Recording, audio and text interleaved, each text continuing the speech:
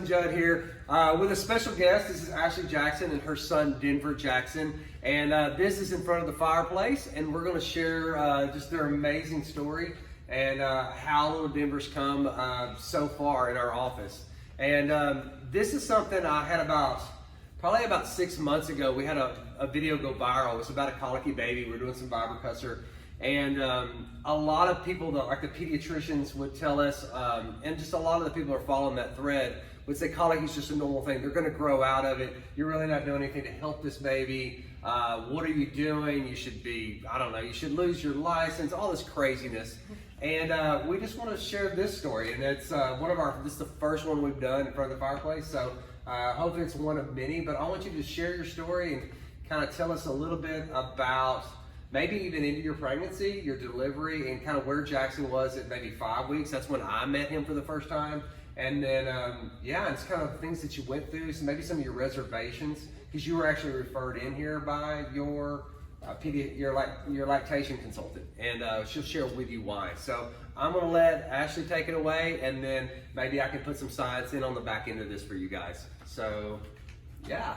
So pregnancy was actually decent this go around. This is my third little boy, and I really didn't have any issues up until the point of delivery. I went into the doctor's office. My blood pressure was through the roof, sky high, and so I ended up having to go in and have an emergency C-section, and so that was like completely unexpected.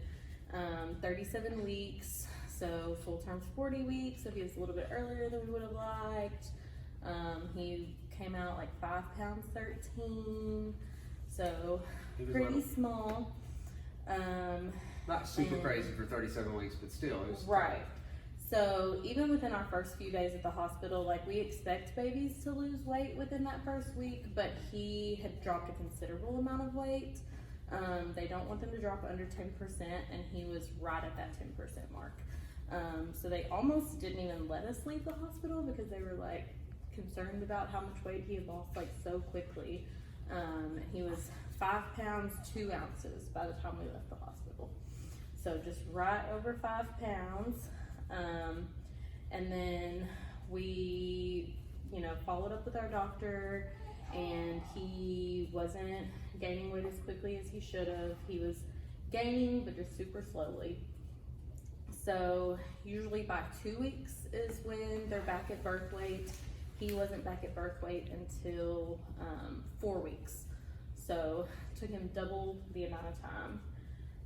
In that time we were breastfeeding, and he was just super uncomfortable at the breast, like not relaxing at all, like very tense. He was having a hard time latching, and then even when he would latch, he wasn't staying latched.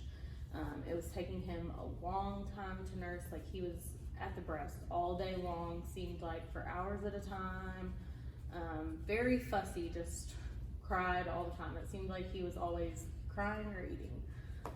And so that's kind of when we decided to seek out lactation help, because we knew that he was having all these issues. I was still having a lot of pain.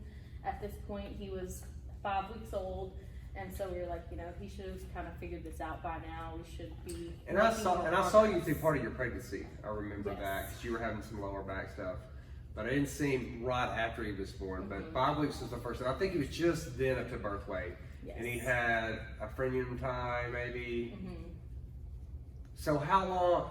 And so we started seeing lactation at like that 5 week mark, and that's when she diagnosed him with like the lip and the tongue tie. But did she diagnose him with torticollis too? Yes. So she also said that he just had so much tension in his body that she was like, even if you took him somewhere now to get that released, like he has so much tension that you've got to do something with that before it's even going to benefit him to have the tongue tie fixed. And so she actually referred him into our office. Which he did. He was very sympathetic dominant. If you don't know, he was tense. He was arching his back. He was screaming all the time. He was in pain. He was just left side dominant.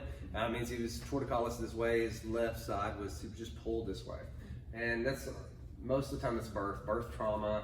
And these are your digestive centers of your brain, your vagus nerve and stuff. So he wasn't resting, wasn't sleeping. I think he was up every maybe hour or something like that. So that means you hadn't slept.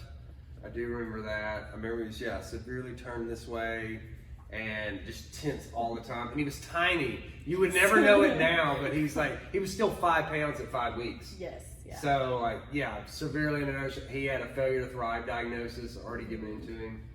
So for the people that don't know what we do, let's do a few things. What reservations did you have, like going to a chiropractor? I mean, I know you've been for yourself, but you probably hadn't seen me adjust a baby, a 5-week-old at 5 pounds. So what was that like for you? Or were you, be truthful. It was scary or? No, so my lactation consultant actually, she just told me you need to find a chiropractor. And so she was like, find one that's experienced with babies and this kind of thing, but she didn't specifically refer me to anyone. So I was kind of looking around our area and doing some research, but I couldn't really find a ton of people that were experienced with babies. And like you said, I'd seen you before, and so I knew you dealt with a bunch of kids here, and went back on your website and looked through, and I was like, okay, I know I like the environment up there. Y'all are always great about working with our schedule and things, and so decided to bring him in. I was kind of skeptical of because she had already told me that he had the tongue tie and that we probably would need to get that fixed, and so I was like, why can't we just do that? Let's just go ahead, get it done. Why do we have to do all these other things? And but even after talking with the dentist that we saw, he's in the Dallas area, and he's a really phenomenal holistic dentist, and he is very well renowned in the state of Texas for doing tongue tie procedures. He's comes highly recommended. He actually teaches people how to do this procedure, and one of the first things he said was this is not going to be a cure-all. You're going to have to keep up with the body work. You're going to have to keep taking him to the chiropractor. And I was like, oh, okay, so there is something to this. All the other things that we're doing, it's all. Yeah, he was definitely stressed. He was arching, kind of fight or flight. We call it sympathetic dominant, locked in, and then he had these other things. So, I guess tell us what that first adjustment was like, and then maybe how long did it take you to see results with him, gaining weight? What was that? How long did it take for you to see where he started sleeping through the night, where he started holding his food down better? What was that turnaround time? Because he didn't get any of the dental stuff done until maybe 10 weeks. Mm-hmm. So you had 5 weeks in here before that. How long did it take you? And then, what was that like? So even immediately after that first adjustment, we could already tell that he was having better mobility of his neck. As soon as we would get adjusted and we would leave, he would be turning and moving a lot more, but it just didn't last that long, I guess. We could usually tell oh, it's time to take him to be adjusted again. I would say probably around the 3 or 4 week mark. We were coming twice a week, every week, and that was when we could really start to tell that it was lasting longer. He was gaining a lot more weight. He was nursing a lot quicker and seemed like he was actually taking feeds and was happy after his feeds. Wasn't crying all the time, so. And he was resting. Right, yes, and he immediately, because I do remember, he immediately just calmed down. You could just feel this just posture and his tone is what we call that. Chill out and relax. Yeah, so obviously much happier now. So tell us about the adjustment, because a lot of people don't see babies this size and get adjusted. How was that for you? What was your take on it? Obviously you kept bringing it back, so you knew it wasn't hurting, but what was your thoughts on that? Was it violent? Did it look like it hurt them? How did you feel about that? Yeah, the idea at first was kind of nerve-wracking, because like you said, he was tiny. 5 pounds, 6 pounds. Yeah, he fit in your hand. Teeny tiny. He was still wearing preemie clothes and preemie diapers, and so I was just super nervous about it. But even just after the first time, wasn't violent, looked very simple. Sometimes I can't even tell what you're doing. You're just picking him up and playing with him, and then you're like, oh, I'm done. He made me look really good, because I could literally just kind of hold my finger there and just kind of bring his head over, and he would just move on his own. Right, yeah.